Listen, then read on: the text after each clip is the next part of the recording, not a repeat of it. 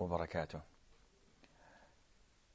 After the Prophet ﷺ and the Muslims won the Battle of Badr, and after the Prophet ﷺ besieged the tribe of Bani Qaynuqa', the Jews, and he ordered them to leave, and he sent them to their exile in Sham, and they were Jews. One Jew who was so rich and powerful started to annoy the Muslims and disrespect the agreements between him and them. He was so frustrated when he learned that the leaders of Quraysh were killed, were slain on the Battle of Badr. And he was outraged. The kings of the Arabs, the rulers of Quraysh, and for whom? For a bunch of no one, of Muslims, so-called Muslims. It was like a shock. It was a severe shock and blow to him, to the extent that he went in mourning to the people of Quraysh, giving his respects and sympathies, and trying to provoke them to come and fight and avenge the dead ones. And he was telling them that you had no right to lose, you shouldn't have lost. They are no one, they're farmers, they're a bunch of nothing. So they asked him a straight question, as a Jew, as a scholar of the books, the Old Testament. Who's on the right path and track? Is it Muhammad and the Muslims? Or are we on the right path and track? Who's better at the side of Allah? Now, any fair and just person would tell them that those who worship one God, who worship Allah Azza wa Jal, are far greater than those who worship 360 idols. So you pagans by no means are close to him. Yet because of his arrogance, he said, no, of course, you are way better than he is. And that is why Allah revealed the verses of the Quran condemning his actions and condemning his false testimony that the pagans are better than the monotheists, are better than those who worship Allah alone. And when he went back to Medina, this was not the end of it. He started saying poetry, condemning Muslims, slandering them, ridiculing their religion. And also, he started saying love poems against the ladies of the Muslims, the wives of the companions, their daughters. And this was outrageous, because, as you recall, poetry was the prevailing media at that time, tool at the time. So the Prophet said, alayhi salatu wasalam, to his companions, this man's name was Ka'b ibn al-Ashraf, the Jew. So he said to his companions, who would relieve me from his nuisance? Who would relieve Islam from his evil acts? So Muhammad ibn Maslama said, I'll do that with honor, Prophet of Allah.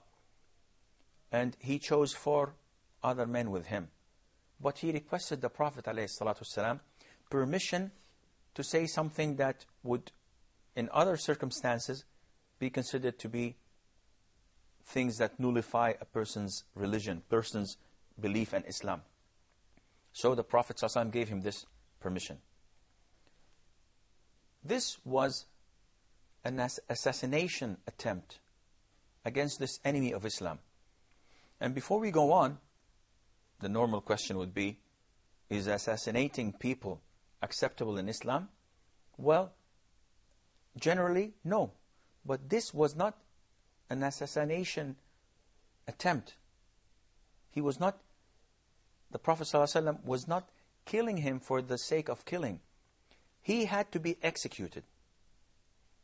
There's no doubt in that, because he did not honor the agreements, and he was slandering Islam, and he was ridiculing the Quran, and he was talking about the female companions of the Prophet ﷺ in a bad way. And you remember, it's like a state crime against... Excuse me? It's a state crime. Yes. Oh, no. And by itself, when someone talks bad about a woman, by talking bad we mean he accuses this woman of adultery. This is unacceptable in Islam.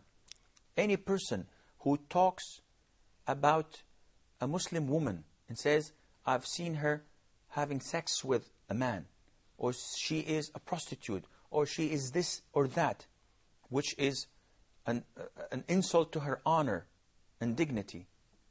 If he does not bring forward 4 witnesses, he should be lashed 80 times for what he said. So if he brought only 3 witnesses, that's not enough. He has to bring 4 witnesses that seen the actual act. So this Ka'b ibn Ashraf needed to be executed.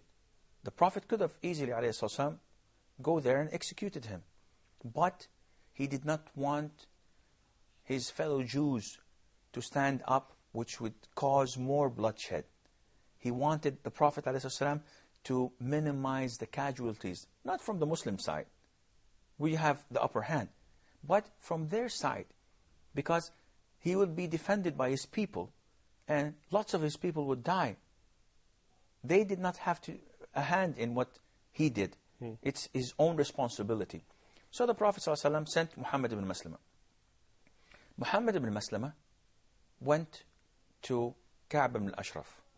And he said, Ka'b, you know me, I know you, we've been friends for so long. This man, he's a pain in the neck. He's been asking us to pay charity and sadaqah and zakat, purdu. We don't have money. All what he asks is for money and money, money. So Ka'b ibn Ashraf relaxed a little bit and said, well, you haven't seen nothing yet. There is more to come. This man is going to do this and that for you. So Muhammad ibn Maslama said, Ka'b, you're a rich man. Can you lend us some money? So he told him, yes, I can lend you some money, but what would you give me as a guarantee that you're going to pay me back? Or what we call as mortgage. So what would it be? So it was like a trick or something? Yes, they wanted him to feel safe and secure. So Muhammad ibn Maslama told him, what do you want as guarantee? So Ka'b said, give me your women. Keep your women with me. And when you pay me back, I'll give you your women back. So Muhammad told him, are you crazy? You're one of the most handsome Arabs around. How would you want us to guarantee our wives and daughters with you? You will seduce them by no way, no other way. So he told them, okay, then keep your children, your kids, as a guarantee in my fortress. And Muhammad ibn Maslama said, again, this is unacceptable, because our sons will be slandered till they die that they've been given as a guarantee for $1 or $2, for a dirham or a dinar. So this is an insult to them. So Ka'b asked him, then what is your guarantee then? He told him, I think that the best guarantee for us is our armor and swords and knives. We're going to get you the weaponry. This would be as mortgage to us and to guarantee that we're going to pay you back. I actually heard the tradition of Arabs is that if a man did not carry his weapon, he was considered foolish. So was this like this offering was like as big as the deposit of the wives and the children? No, it wasn't at all, because your weapon, you can buy them on the market. So when they went to Ka'b and told him that we will give you our weaponry, this was a security for him. And this was a trick from their side to come to him with full armor, wearing their swords, and so that they can assassinate him, yes, and kill him on the spot. And they were justified to do so, because we're bringing you your guarantee. So he approved of that. And they went, they brought their armor and weapons, and they came at night. And he was a newlywed. So they called him from below his fortress. Ka'b ibn al-Ashraf. And he left the bed to go and answer them. His wife said, "Where are you going? It's the middle of the night. And I hear a voice with blood pouring down out of it." This woman was so smart. She recognized from the voice, from the tone of the voice, that this was not good. I don't feel it's safe for you to go. He said, "Wait, who are you talking about? This is Muhammad ibn Maslama, my brother. He's my buddy, he's my friend. And with him is Abu Na'ilah. He is my brother from suckling." So, and beside all of that, a brave boy like me, if he is invited to be stabbed at night, he would answer. This is something to be proud of. He was saying this out of arrogance. So he went down to them. They showed him the weapons, and he felt okay. So they talked for a while, the Arabs, the poetry, and the bravery, and so on. And they said, "Why not take a round around the fortress, around your castle?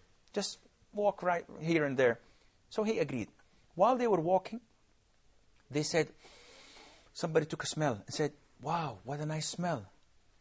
And immediately he was, double in size. He said, "Yes, I just married one of the most beautiful women who wears the most beautiful perfumes of Arabia." So his brother said, "Can I smell it?" So he gave him his head, and he smelled his hair. And they walked for a while. And then he said, "Can I do that again? The smell is so beautiful." And he was happy, being flattered by people. So he gave his head again. And they walked for a while. And the third time, he said, "Can I have a smell?" He said, "Yeah, sure." So he put his hand in his hair and grabbed him really well. And all the four started stabbing him until he died. They went back to Medina. And from the outskirts of Medina, they cried, saying, "Allahu Akbar." The Prophet heard this. And he was enjoying. He said, "Allahu Akbar, your faces have succeeded." And they said, "Your face has succeeded, O Prophet of Allah. We managed to kill Ka'b ibn al-Ashraf." And this was the end of this evil enemy of Islam. And this happened once or twice. Whenever the Prophet ﷺ did not, or whenever the Prophet found people who did not honor their agreements with him, and lots of chaos would be caused if an army went to them, he would send people to get rid of them because they deserve to be executed. I'm afraid that this is all the time we have for today's program. Inshallah, until we meet next time, fi amanillah. Wassalamu alaikum wa rahmatullahi wa barakatuh.